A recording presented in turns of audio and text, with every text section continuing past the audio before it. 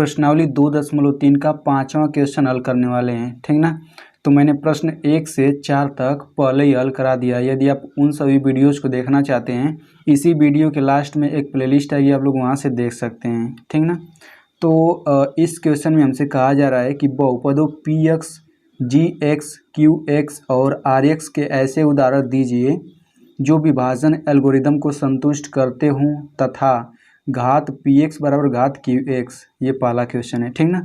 तो सबसे पहले आप लोग ये समझ लीजिए कि विभाजन एल्गोरिदम क्या होता है, ठीक ना। तो चलिए हम लोग सबसे पहले समझ लेते हैं विभाजन एल्गोरिदम। तो आपने कक्षा 9 में ये पढ़ा होगा कि यूक्लिड विभाजन एल्गोरिदम, ठीक ना। तो वो जो यूक्लिड विभाजन एल्गोरिदम होता है वो अंकों के लिए होता है, लेकिन यहाँ पे हम लोग बहुपदों के लिए विभाजन एल्गोरिदम पढ़ते हैं, ठीक ना। तो ये जो एल्गोरिदम है बिल्कुल उसी से मिलता जुलता है, ठीक। लेकिन ये नियम बहुपदों के लिए लगता है, लेकिन वो नियम अंकों के लिए लगता था, ठीक ना। तो माना यदि जी एक्स बहुपद से हम लोग पी एक्स बहुपद में भाग देते हैं, तो हमने ये माना कि भागफल क्यू एक्स आएगा और शेषफल आर एक्स आएगा, ठीक ना। तो हम लोग अधिकतर भाजक जी एक्स मानते हैं और भाज्य को पी एक्स मानते हैं, भागफल को क्यू एक्स मानते हैं और शेषफल को आर एक्स मानते हैं, ठीक ना। तो आपको संबंध पता ही होगा कि भाज्य बराबर होता है भाजक गुणे भागफल प्लस शेषफल, ठीक ना। तो हम लोग वही लिखेंगे भाज्य पी एक्स बराबर भाजक जी एक्स गुणे भागफल q x plus r x, ठीक ना। अब देखिए इसमें इतना लिखने के बाद इसमें शर्त एक और होता है कि जी एक्स का मान जो है यानी जी एस जो है भाजक है, ये कभी भी 0 के बराबर नहीं होना चाहिए, ठीक ना। और इसमें आर एक्स की घात जो है यानी कि शेषफल की जो घात होगी वो हमेशा जी एक्स की घात से हमेशा छोटा होगा, यानी कि भाजक की घात से हमेशा छोटा होगा, ठीक ना। अब ये घात क्या होता है, जैसे आर एक्स बहुपद है तो उस बहुपद में सबसे बड़ी घात ही आर एक्स की घात कहलाती है, ठीक ना। तो आई होप अब आप लोग समझ गए होंगे कि विभाजन एल्गोरिदम क्या होता है, ठीक ना। तो हमें यही रूल का प्रयोग करके इसमें पहला, दूसरा, तीसरा क्वेश्चन हल करना है। तो चलिए बढ़ते हैं पहले क्वेश्चन की तरफ। तो पहला क्वेश्चन है घात पी एक्स बराबर घात क्यू एक्स, ठीक ना। यानी कि जो ये भाज्य है, ये भाज्य की जो घात है वही घात भागफल का भी होना चाहिए, ठीक ना। तो ये केवल एक ही स्थिति में होता है। वो स्थिति क्या है कि यदि जी एक्स का मान कोई अचर पद हो, यानी कि अचर पद मतलब कोई एक संख्या हो, तभी ऐसा संभव हो सकता है कि पी एक्स की घात क्यू एक्स की घात के बराबर होगा, ठीक ना। तो हम लोग जी एक्स की जगह कोई एक संख्या रख लेते हैं, कोई छोटी संख्या मान लीजिए उसे हम लोग 2 रख लेते हैं, ठीक। तो ये हो गया 2, ठीक ना। अब यहाँ पी एक्स की जगह हम लोग क्या रखें, तो पी एक्स की जगह कोई हम लोग कोई बहुपद रख लेते हैं। तो माना वो बहुपद है 2x + 4, ठीक ना। तो ये मैंने छोटा बहुपद लिया है ताकि आपको समझने में आसानी हो।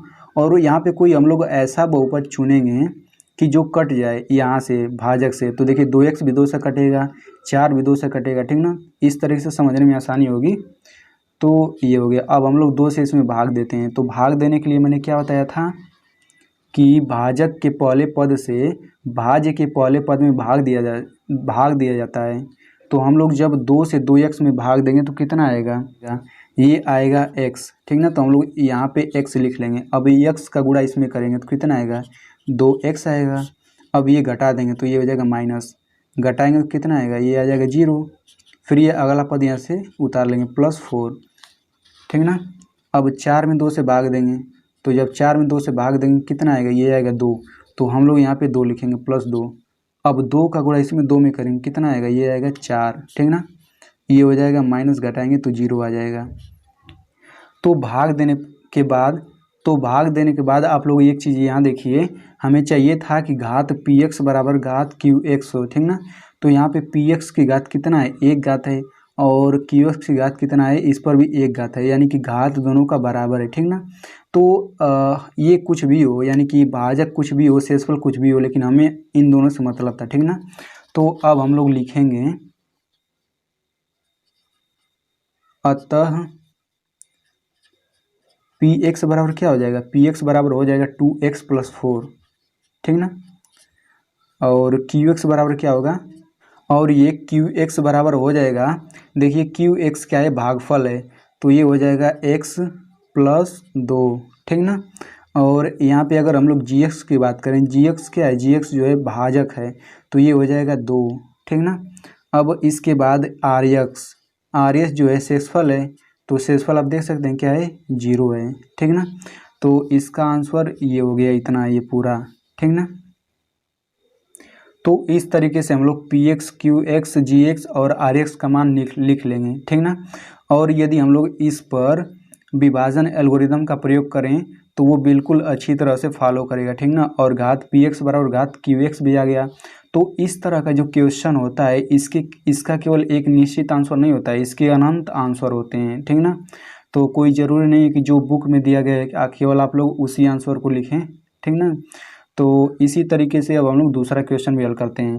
तो यहाँ पे एक चीज़ और ध्यान दीजिए कि जब परीक्षा में ये क्वेश्चन आएगा तो आपको ये रफ कार्य आपको नहीं लिखना है, ठीक ना। और ये सब पूरा इसी तरीके से लिखना है। तो चलिए बढ़ते हैं दूसरे क्वेश्चन की तरफ। तो दूसरा क्वेश्चन है घात क्यू एक्स बराबर घात आर एक्स, ठीक ना। तो इसमें सबसे पहले हम लोग लिखेंगे विभाजन एल्गोरिथ्म से, ठीक ना। तो विभाजन एल्गोरिथ्म में क्या है, तो ये होता है पी एक्स बराबर जी एक्स गुणा q x plus r x होता है, ठीक ना। तो यहाँ पे हमें क्या देखना है कि क्यू एक्स की जो घात है वही घात आर एक्स की होनी चाहिए, ठीक ना। तो हम लोग क्यू एक्स और आर एक्स को दो ऐसे बहुपद लिखेंगे जिनका घात बराबर हो, ठीक ना। तो ये हमें अपने मन से चुनना है। तो हम लोग क्यू एक्स बराबर ले लेते हैं एक्स प्लस 1, ठीक ना। और आर एक्स बराबर ले लेते हैं हम लोग 2x, ठीक ना। तो अब आप देख सकते हैं इन दोनों की घात बराबर है। यहाँ पे देखिए एक घात है, यहाँ पे भी एक घात है, यानी कि दोनों की घात क्या है, एक है, यानी कि ये तो संतुष्ट हो गया, ठीक ना। तो अब हम लोग यहाँ पे जी एक्स कोई संख्या हम लोग रख लेते हैं, छोटा होगा, तो ये हो जाएगा पी एक्स, ठीक ना। तो अब हम लोग इसे हल करके पी एक्स का मान निकाल लेते हैं। तो इसे गुणा कर दीजिए, ये हो जाएगा 2x प्लस 2 प्लस 2x, तो ये हो जाएगा 4x प्लस 2, ठीक ना। तो ये तो पी एक्स का मान हो गया, ठीक। तो इसके बाद से हम लोग लिखेंगे अतः पी एक्स बराबर 4x प्लस 2, ठीक ना। और जी एक्स बराबर हमने क्या लिखा था, 2 लिखा था, तो ये हो जाएगा जी एक्स बराबर 2। फिर यहाँ से क्यू एक्स बराबर एक्स प्लस 1 मैंने माना था, तो ये हो जाएगा क्यू एक्स बराबर एक्स प्लस 1, ठीक ना।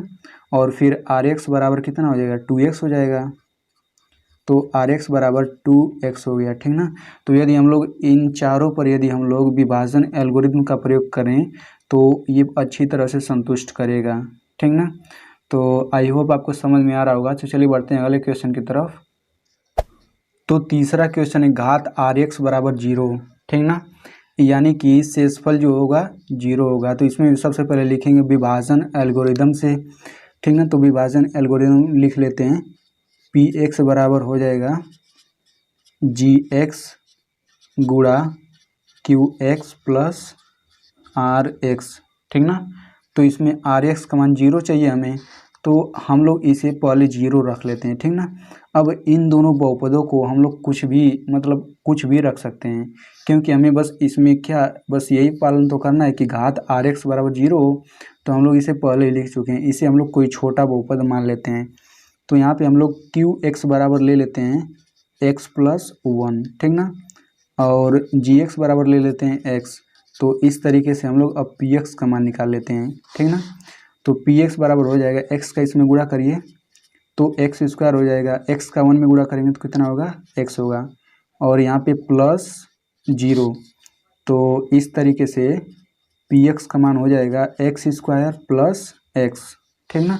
तो हम लोग लिखेंगे अतः पी एक्स बराबर एक्स स्क्वायर प्लस एक्स जी एक्स बराबर हमने क्या लिया था, एक्स लिया था, ठीक। और क्यू एक्स बराबर क्या लिया था हमने, एक्स प्लस 1 लिया था, तो इसे भी लिख लेते हैं एक्स प्लस 1। और आर एक्स बराबर हमने पहले ही 0 मान लिया था,